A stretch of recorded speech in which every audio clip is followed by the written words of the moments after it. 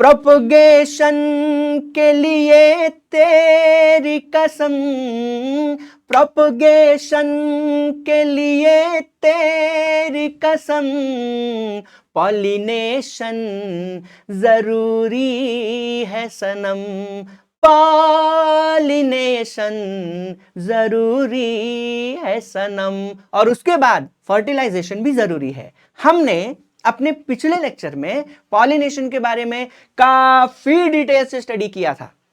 आज हम pollen pistol interaction को भी रिवाइज करेंगे और उसके आगे जो प्रोसेस है फर्टिलाइजेशन का, उसको भी बहुत अच्छे से रिवाइज करके एकदम स्ट्रांग कर लेंगे। तो चलिए शुरू करते हैं। अब पॉलन पिस्टल इंटरैक्शन मेरे प्यारे बच्चों, ये क्या होता है? पॉलन एंड पिस्टल, अगर आपको याद हो तो पिस्टल क्या है? पिस्टल एक बहुत इंपॉर्टेंट चीज है जिसको हम गाइनोशियम का इंडिविजुअल पार्ट कहते हैं, लाइक दिस। ये मैंने बना दिया एक इंडिविजुअल गाइनोशियम का पार्ट कॉल्ड एज पिस्टल। तो ये पूरा का पूरा स्ट्रक्चर पिस्टल है, लेकिन इस पार्ट को क्या कहते हैं? This part is called as stigma. इसको हम स्टिग्मा कहेंगे। और ये जो पूरा ट्यूब वाला है तो इसे हम कहेंगे स्टाइल। और ये जो बल्जिंग पार्ट है इसे हम कहेंगे ओवरी। अब इसके ऊपर कौन आना चाहेगा? तो यहां पर याद रखिएगा, एंथर से पोलन ग्रेन उड़ के स्टिग्मा के ऊपर लैंड करेगा। तो यहां पर जब पॉलन ग्रेन आके लैंड कर जाएगा तो इस प्रोसेस को हम क्या कहेंगे? इस प्रोसेस को हम कहेंगे पॉलिनेशन। पॉलिनेशन बहुत जरूरी है। लेकिन ऐसा भी तो हो सकता है ना कि ये पॉलन ग्रेन इस पिस्टल का स्पीशीज का ना हो। फॉर एग्जाम्पल, सपोज ये पिस्टल, ये जो पूरा का पूरा स्ट्रक्चर है जिसे हम पिस्टल कहते हैं, हो सकता है ये मैंगो का हो, एंड ये वाला पॉलन ग्रेन हो सकता है किसका हो? एप्पल का हो। तो क्या यहां पर आगे का प्रोसेस होगा? आंसर इज नो, आगे का प्रोसेस नहीं होगा। क्यों नहीं होगा? क्योंकि पोलन और पिस्टल एक दूसरे को रिकॉग्नाइज नहीं करेंगे। यहां पर एक ही स्पीशीज के अगर पोलन एंड पिस्टल है तो ही एक दूसरे को रिकॉग्नाइज बहुत अच्छे से करेंगे। तो रिकॉग्निशन जरूरी है। और जब रिकॉग्निशन होगा तो फिर आगे क्या होगा? फिर आगे वही चीज होने वाला है। ये जो स्टिग्मा है, स्टिग्मा के ऊपर एक शुगरी सॉल्यूशन होता है। कौन सा सॉल्यूशन? एक बहुत ही अच्छा शुगरी सॉल्यूशन। और ये शुगरी सॉल्यूशन को पोलन ग्रेन तभी एब्जॉर्ब कर पाएगा जब वो पोलन ग्रेन एंड पिस्टल दोनों सेम स्पीशीज का होगा। और जब पोलन ग्रेन इस पिस्टल से शुगरी सॉल्यूशन, पोलन ग्रेन क्या करेगा? पोलन ग्रेन स्टिग्मा के ऊपर से क्या एब्जॉर्ब करना शुरू करेगा? Absorb sugary solution. Absorbs what? Sugary solution. तो आगे का प्रोसेस स्टार्ट हो जाएगा शुगरी सॉल्यूशन को एब्जॉर्ब करने के बाद। इस प्रोसेस को हम कहते हैं pollen pistil interaction. So this pollen pistil interaction is very very important. अब ये शुगरी सॉल्यूशन जब इस पॉलन ग्रेन के अंदर जाएगा तो पॉलन ग्रेन स्वेल होने लगेगा। और आपको मैं फिर से याद दिला दूं कि पॉलन ग्रेन में पोर्स होते हैं। कहां पर? एक्साइन में। तो सपोज ये वो पोर है, तो what is going to happen? From this pore, इस पोर में से पोलन ट्यूब बाहर आना शुरू करेगी। इस पोर में से क्या बाहर आना शुरू करेगा? Pollen tube. और इस प्रोसेस को हम कहते हैं पोलन का जर्मिनेशन। सो पोलन ट्यूब बाहर आनी शुरू कर रही है, pollen tube germination. This is very important my dear students.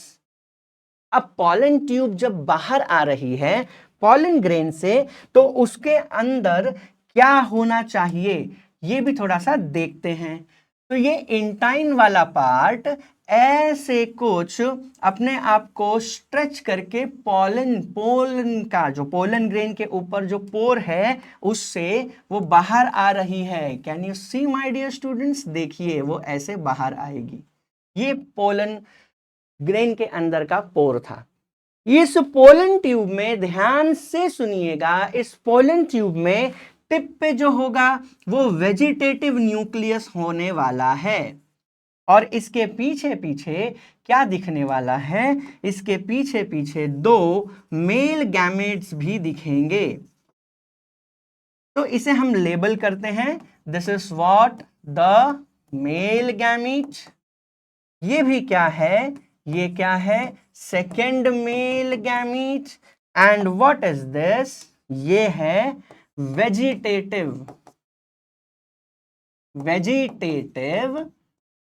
Nucleus. This is vegetative nucleus.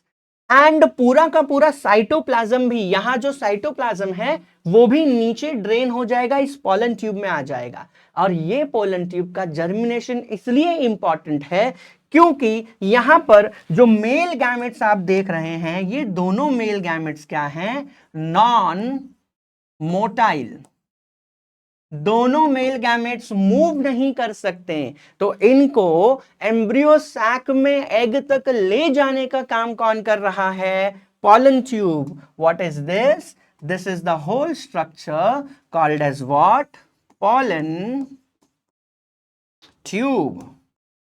तो मेरे प्यारे बच्चों, आपको यहां तक आई होप समझ में आ गया है। सावधान रहें, सतर्क रहें। अब ये जो प्रोसेस है, जिस प्रोसेस में क्या होने वाला है, the process in which pollen tube helps, किसमें हेल्प कर रही है, helps in movement of what, of the male gametes. Pollen tube यहां पर मेल गैमेट्स को ले जा रही है towards what, towards the embryo sac, towards embryo sac movement करवा रही है पोलन ग्रेन का pollen tube. Pollen tube male gametes को एम्ब्रियो सैक तक ले जा रहा है। इस तरीके के पॉलिनेशन या इस तरीके के प्रोसेस को, जिसमें पोलन ट्यूब मेल गैमेट को फीमेल एग सेल तक लेके जाए, क्योंकि मेल गैमेट नॉन मोटाइल था, इस प्रोसेस को हम कहते हैं साइफोनोगैमी वाला process. So what is siphonogamy? Siphonogamy is that process in which the non-motile male gametes will be sent towards the female gamete with the help of pollen tube. Very important question. Board exam में 2 marks के लिए आने का पूरा chance बनता है। And फिर आगे का प्रोसेस होगा, that is called as what, fertilisation. तो pollen pistil interaction is very important. लेकिन यहां पर एक और फिनोमिना होती है, जो पोलन ट्यूब निकला है वो स्टिग्मा से होते हुए, स्टाइल से होते हुए कहां जा रहा है, एम्ब्रियो सैक की तरफ। उसे एग सेल तक जाना है, लेकिन उसके अलग अलग रास्ते हो सकते हैं। ये डायग्राम में ध्यान से देखने की कोशिश कीजिएगा। ये जो आप देख रहे हैं 3 के तीनों, ये क्या है, ये है स्पेशल ओव्यूल। और यहां पर जो कंडीशन है, अरेंजमेंट है, उसके हिसाब से ये तो एनाट्रोपस ओव्यूल है। तो अब यहां ध्यान से देखना, अगर माइक्रोपाइल एंड से पोलन ट्यूब अंदर जाने वाला है तो उस तरीके के एंट्री को क्या कहेंगे, पोरोगैमी। क्या कहने वाले हैं हम उसे कहेंगे सबसे पहला porogamy. This is called as porogamy. So what is going to happen in porogamy, my dear students? Porogamy में pollen tube, oh my god, पोरोगैमी में पॉलन ट्यूब कहां से एंटर करेगा इन एम्ब्रियो सैक? कहां से? Via micropylar end, micropylar end. तो ये कौन सा प्रोसेस कहलाएगा? Porogamy. Pollen tube is taking an entry into the embryo sac via the micropylar end. Then there is another one. You can see this diagram. यहां पर pollen tube की entry कहां से हो रही है? पोलन ट्यूब की एंट्री छलाजा की तरफ से होते हुए वो सिनर्जिड्स की तरफ जा रहे हैं। तो ये कौन सी होगी? इसे हम कहेंगे क्या? इसे हम कहेंगे chalazogamy. Let us try to write chalazogamy. Very simple process, chalazogamy. तो व्हाट इज छलाजोगैमी?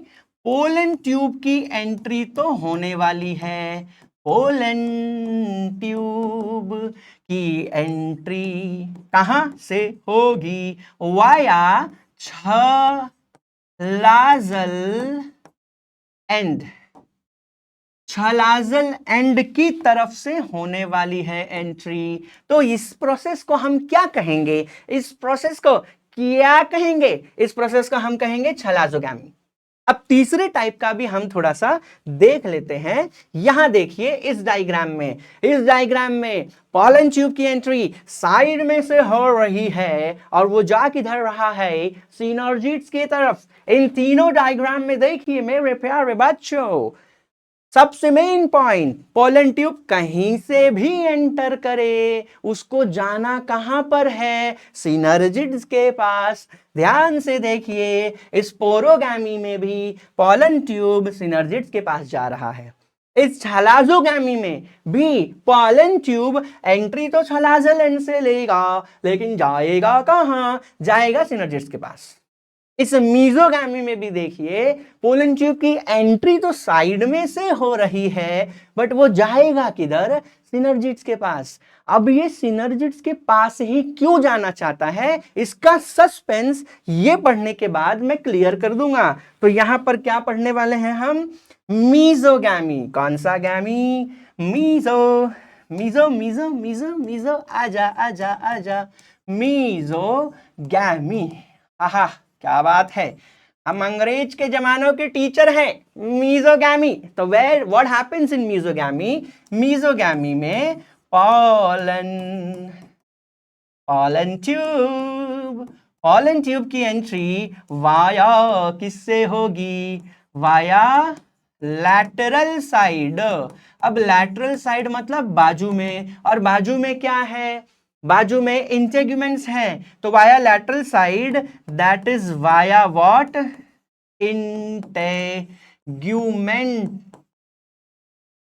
इंटेग्यूमेंट्स साइड, वहां से एंट्री हो रही है। लेकिन तीनों में एंट्री कहीं से भी हुई, पोरोगैमी, छलाजोगैमी, मीजोगैमी, एंट्री कहीं से भी हुई, पोलन ट्यूब को कहां जाना है? एट लास्ट सिनर्जिड तक जाना है। अब ये सिनर्जिड्स तक ही क्यों जाना है? तो मेरे प्यारे बच्चों, मैं आपको डायग्राम दिखाऊंगा बना के। आहा, आपको याद होगा, तो यहां पर होता है एंटीपोडल सेल, यहां पे होता है सेंट्रल न्यूक्लियाई, एंड यहां पर होता है सिनर्जिड्स, और सिनर्जिड्स के पीछे होगा क्या? सबसे मेन द एग सेल।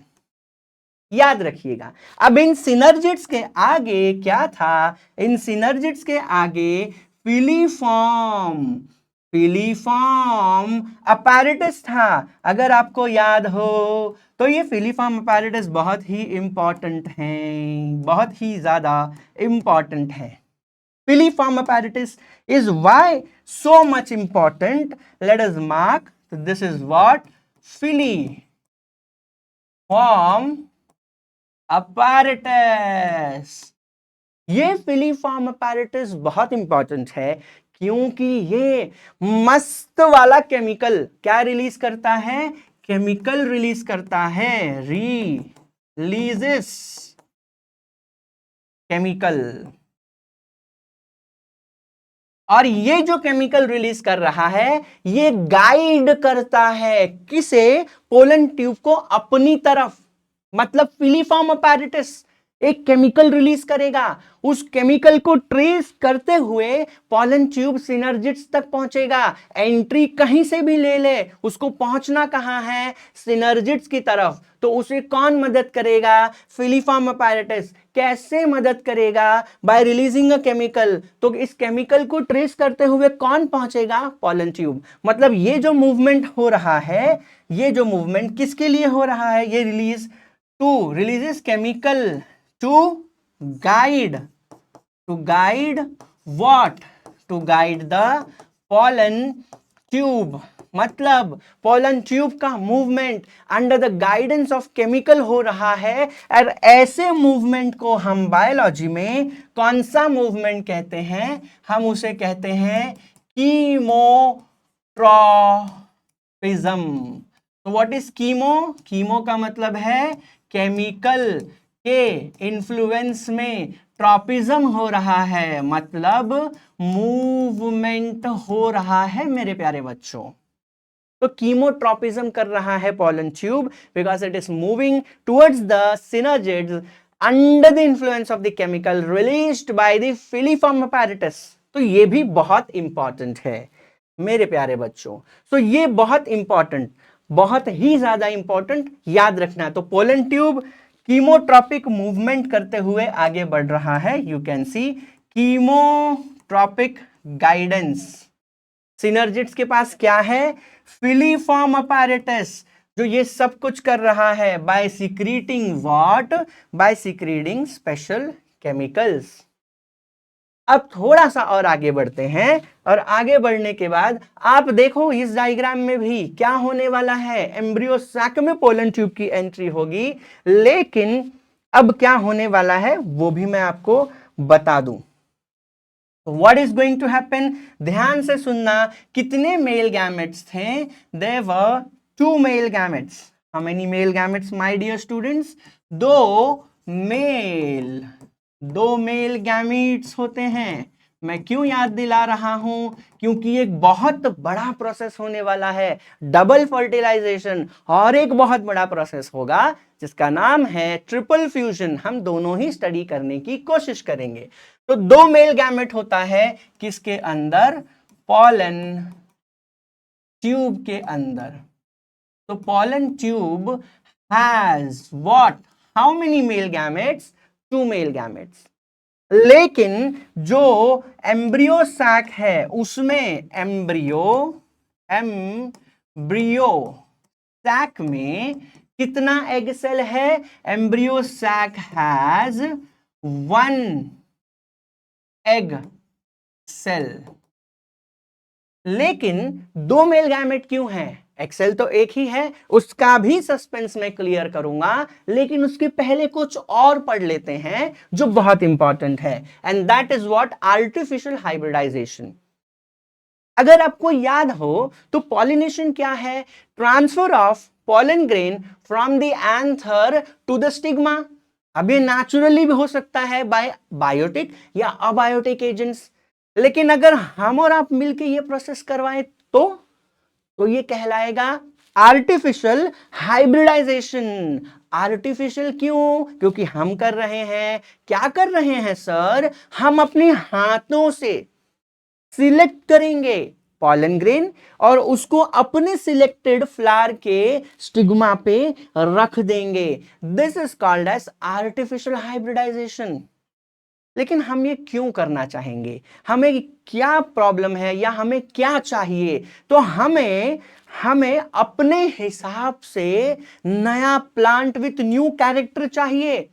तो हम पॉलन ग्रेन भी सिलेक्ट करते हैं उस प्लांट का जिसमें हमारा कैरेक्टर होने वाला है, हमारे चॉइस का कैरेक्टर, और उस पॉलन ग्रेन को उसी प्लांट के स्टिग्मा पे रखेंगे जिस प्लांट में भी हमारे चॉइस का कैरेक्टर होने वाला है। बेसिकली हमें एक एनहांस्ड क्वालिटी का प्लांट बनाना है, इसीलिए हम क्या करने वाले हैं, पॉलिनेशन का, आर्टिफिशियल हाइब्रिडाइजेशन। लेकिन यहां पर एक प्रॉब्लम हो सकता है।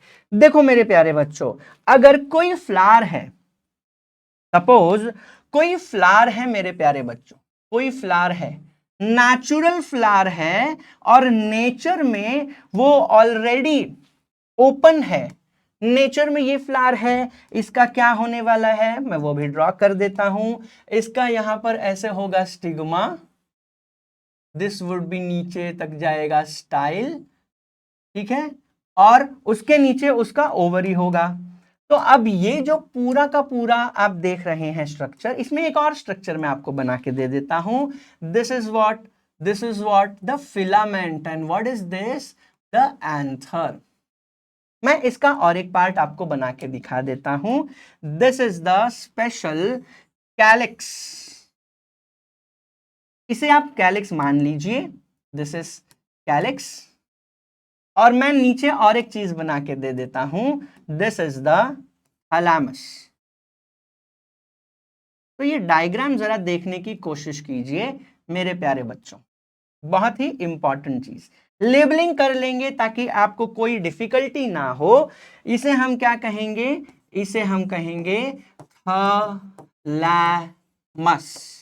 Thalamus is also called as receptacle मेरे प्यारे बच्चों। और यहां पर ये वाला कौन सा पार्ट है, तो इसे हम कहेंगे कैलिक्स, इसे हम कहेंगे कोरोला, इसे हम कहेंगे क्या, इसे हम स्पेशल एंथर कहने वाले हैं। पूरा नाम तो उसका स्पेशल एंड्रोशियम है। यह है फिलामेंट, यह है एंथर। तो ये क्या होने वाला है, ये पार्ट जो आप देख रहे हैं मेरे प्यारे बच्चों, इसे हम कहेंगे स्टिग्मा। अगर ये फ्लावर नेचुरली एक्सपोज्ड है एनवायरमेंट में, नेचुरली एक्सपोज्ड है, तो इसका तो पॉलिनेशन ऑटोमेटिक हो जाएगा, चाहे कोई बायोटिक फैक्टर कर दे, चाहे नेचुरल अबायोटिक फैक्टर कर दे।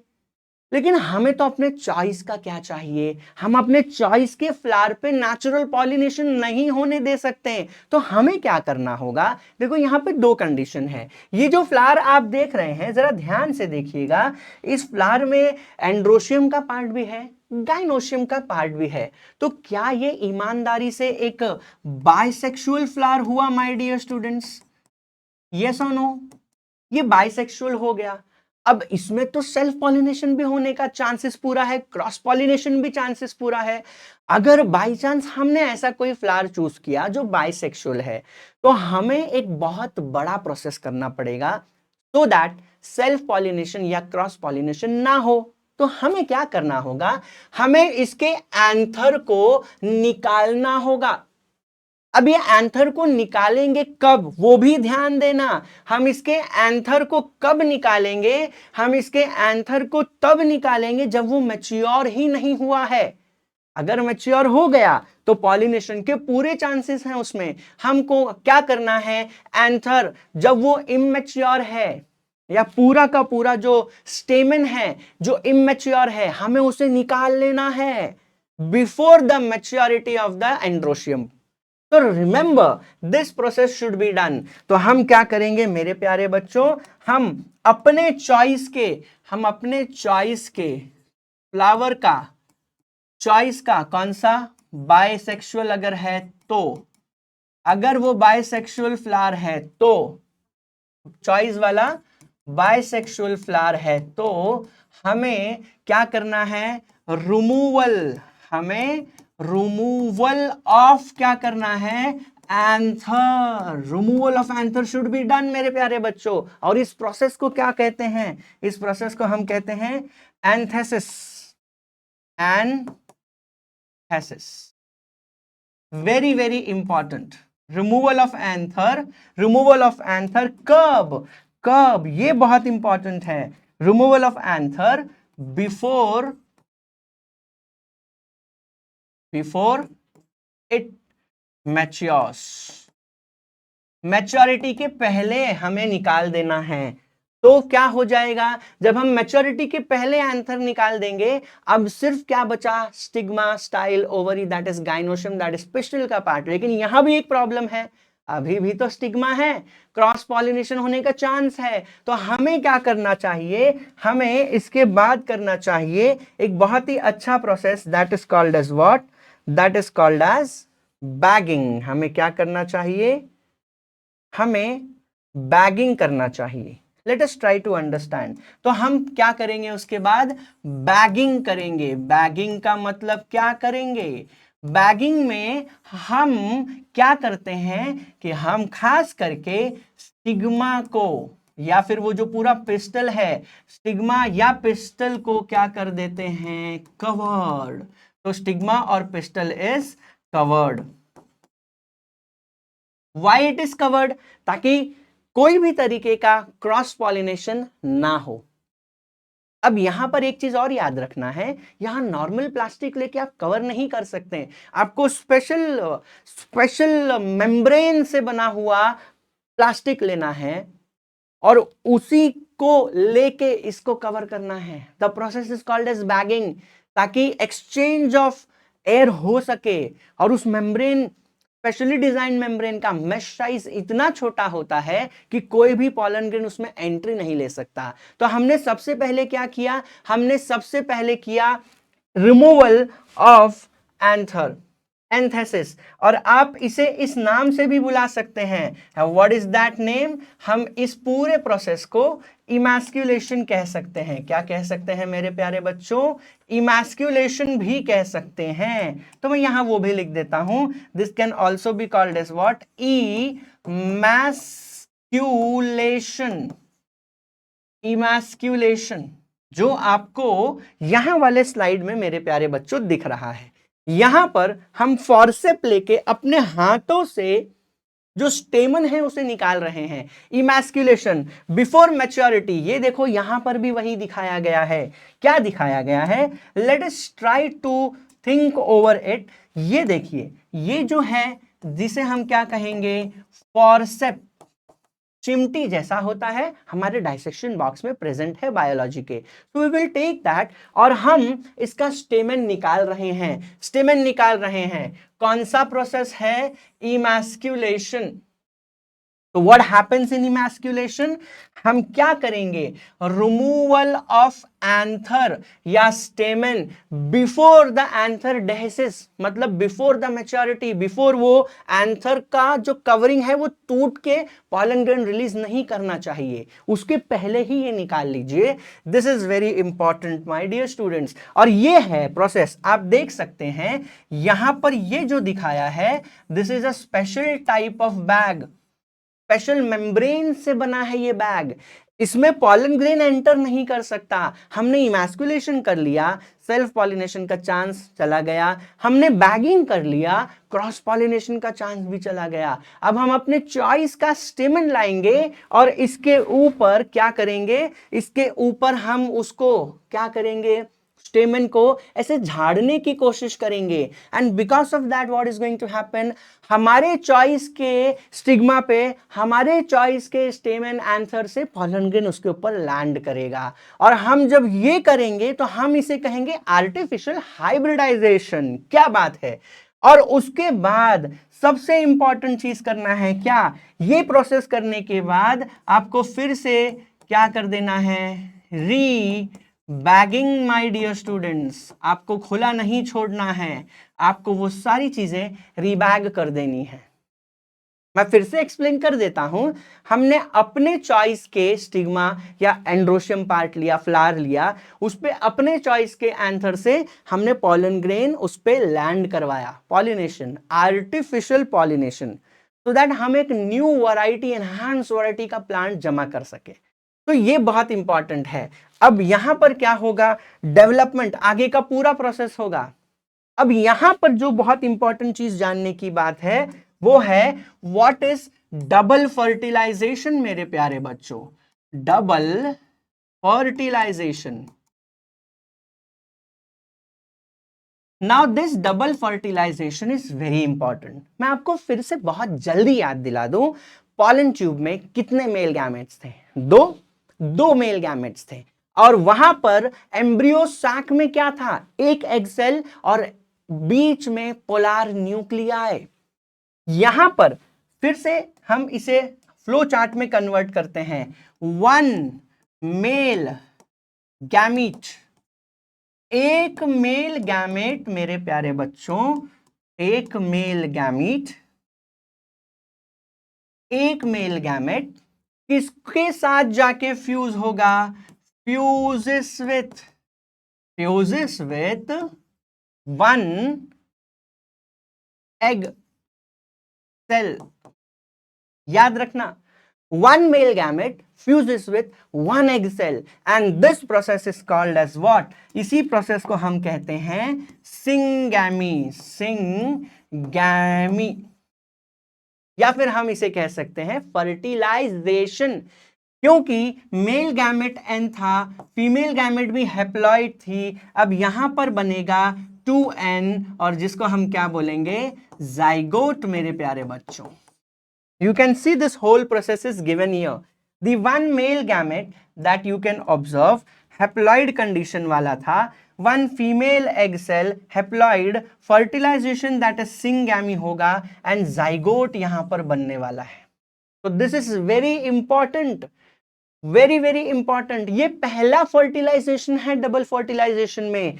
एंड फिर क्या होगा? फिर जरा ध्यान से देखिएगा, दो क्या होने वाला है? The second male gamete, second male gamete, second mail gamete किसके साथ मेरे प्यारे बच्चों फ्यूज होगा? Second male gamete fuses with the polar nuclei, polar nuclei, and this would be called as what? The very special second fertilization. This is called as second fertilization मेरे प्यारे बच्चों, second fertilization। तो यहां पर दो fertilization हुआ। First male gamete ने egg cell को फर्टिलाइज किया, सेकंड मेल गैमेट ने पोलार न्यूक्लियाई को फर्टिलाइज किया। सिंस यहां पर दो फर्टिलाइजेशन हो रहे हैं, the whole process is called as double fertilisation.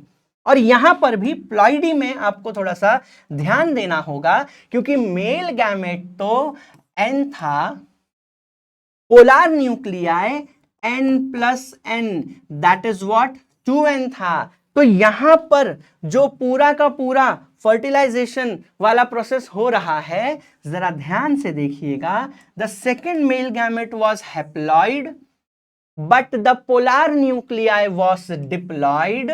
तो यहां पर जो रिजल्टेंट स्ट्रक्चर बनने वाला है, रिजल्टेंट स्ट्रक्चर वो क्या होगा? वो होगा ट्रिप्लॉइड स्ट्रक्चर। तो n+2n, what is this n? Male gamete. ये एक मेल गैमेट है मेरे प्यारे बच्चों। ये क्या है? ये है polar nuclei, this is polar nuclei. और यहां जो रिजल्टेंट बना 3n, ये क्या है? ये है एंडोस्पर्म, एंडोस्पर्म ट्रिप्लॉइड कंडीशन में है। ये ट्रिप्लॉइड, ये क्या था? हैप्लॉइड। ये क्या है? डिप्लॉइड। और ये क्या बना? Triploid endosperm. और ये जो सेल है, यही आगे चल के डिवाइड करके बहुत सारे अपने जैसा ट्रिप्लॉइड सेल्स बनाएगा। और यही ट्रिप्लॉइड एंडोस्पर्म किस तरीके से काम करेगा? यही तो एक न्यूट्रिटिव टिश्यू है मेरे प्यारे बच्चों। Nutritive tissue for what? मतलब ये खाना है, खाना है किसके लिए? आगे चल के एम्ब्रियो के लिए। तो ये खाना है एम्ब्रियो के लिए। Triploid endosperm is actually food, a nutritive tissue for the developing embryo, मतलब इसका भी बनना जरूरी है। अब यहां एक बात और याद रखना है मेरे प्यारे बच्चों, जरा ध्यान से सुनना। डबल फर्टिलाइजेशन में मैं यहां से फिर एक फ्लो चार्ट बना के देता हूं आपको। डबल फर्टिलाइजेशन में कितने न्यूक्लियाई ने पार्ट लिया फर्टिलाइजेशन में? कितने न्यूक्लियाई मैं कह रहा हूं, 2 मेल गैमेट। कितने? 2 मेल गैमेट ने पार्ट लिया, मतलब कितने न्यूक्लियाई हो गए यहां पर? तो 2 अलग अलग न्यूक्लियाई प्रेजेंट हो गए, एक मेल गैमेट का और दूसरे मेल गैमेट का, 2 न्यूक्लियस हो गया। तो 2 न्यूक्लियाई ले लेते हैं। फिर यहां पर और ध्यान देंगे और क्या क्या इंक्लूडेड था यहां पर, यहां पर वो पोलार न्यूक्लियाई भी तो था मेरे प्यारे बच्चों, पोलार न्यूक्लियाई। और पोलार न्यूक्लियाई में भी कितने न्यूक्लियसेस थे या न्यूक्लियाई थे? तो यहां पर क्या हो गया, फिर से 2 न्यूक्लियाई। जरा ध्यान से देखना, फिर से 2 क्या हो गया, न्यूक्लियाई। तो ये बहुत इंपॉर्टेंट प्रोसेस है, ध्यान से देखिए। यहां पर ट्रिपल फ्यूजन, अब ये जो प्रोसेस हुआ था, कौन सा प्रोसेस? यहां पर कितने न्यूक्लियाई का फ्यूजन हुआ, कितने न्यूक्लियाई का फ्यूजन? तो यहां पर 3 न्यूक्लियाई, 1 2 3, यहां पर 3 न्यूक्लियाई का फ्यूजन हुआ है एक साथ, इसीलिए हम इसे ट्रिपल फ्यूजन भी कह सकते हैं। क्या कह सकते हैं? Triple fusion. So it is double fertilization because one male gamete fuses with egg, another male gamete fuses with polar nuclei, double fertilization। लेकिन जो दूसरे मेल गैमेट ने पोलार न्यूक्लियाई के साथ फ्यूजन किया है वहां 3 न्यूक्लियाई फ्यूज हुए हैं, इसलिए उसको हम ट्रिपल फ्यूजन भी कह सकते हैं। मेरे प्यारे बच्चों ध्यान से देखिएगा, ये भी मैंने आपको दिखाया। अब यहां पर 5 nuclei are involved in double fertilisation, याद रख सकते हैं, बहुत ही important. 2 types of fusion were present, मैं आपको मार्क करके दे दूं, कौन सा? 2 टाइप्स ऑफ फ्यूजन, कौन सा? सिंगैमी मतलब 1 male gamete fertilising with 1 female gamete, ये सिंगैमी हुआ। लेकिन 1 male gamete fusing with what? 1 male gamete fusing with what? The 2 polar nuclei, तो वो कौन सा हुआ? Triple fusion. तो कितने कितने यहां पर 2 मेल गैमेट और यहां पर 2 पोलार न्यूक्लियाई, ये याद रखना है। सिंगैमी, और कौन यहां पर पार्ट लेगा? तो वो भी याद रखिए, यहां पर एक एग सेल भी था। कौन सा सेल? Egg cell. और एग सेल के कितने न्यूक्लियाई थे? एग सेल के 1 न्यूक्लियस। तो टोटल कितने न्यूक्लियाई हो गए? टोटल 1 एग सेल का न्यूक्लियस, 1 मेल गैमेट का न्यूक्लियस, अनदर मेल गैमेट का न्यूक्लियस, 2 पोलार न्यूक्लियाई का न्यूक्लियस। तो 1 2 3 4 5, तो टोटल कितने न्यूक्लियाई ने पार्ट लिया? यहां पर टोटल कितने न्यूक्लियाई इन्वॉल्व थे? 5 न्यूक्लियाई का गेम है ये माय डियर स्टूडेंट्स, ये भी याद रखना है।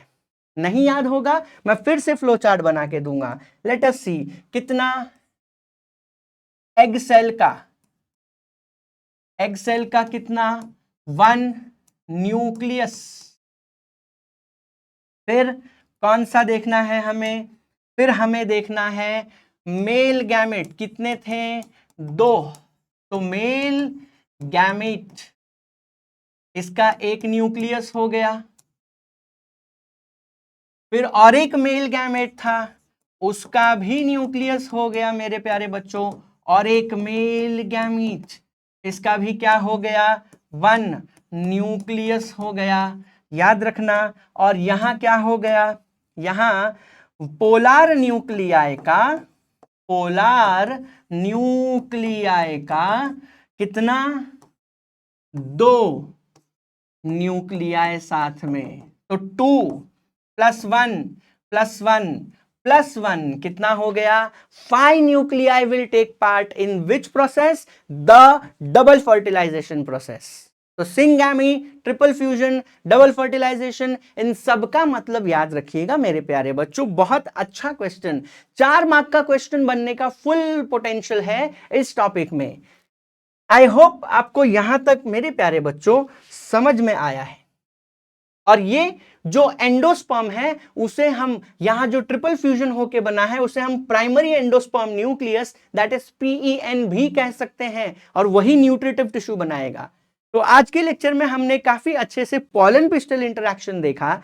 हमने ये भी देखा कि कितने टाइप या कितने जगह से एंट्री ले सकता है पॉलन ट्यूब, लेकिन एंड में उसको जाना है सिनर्जिड्स के तरफ से ही। एंड लास्ट में ये देखा what is syngamy, what is triple fusion, और क्यों हम उसे डबल फर्टिलाइजेशन वाले प्रोसेस में लेते हैं, और कितने न्यूक्लियाई रिस्पॉन्सिबल हैं डबल फ्यूजन के लिए। तो यहां तक आप रिवाइज कीजिए। इसी चैप्टर के कुछ और कॉन्सेप्ट्स मैं लेकर आऊंगा अगले लेक्चर में। Till then take care, god bless you, जय हिंद।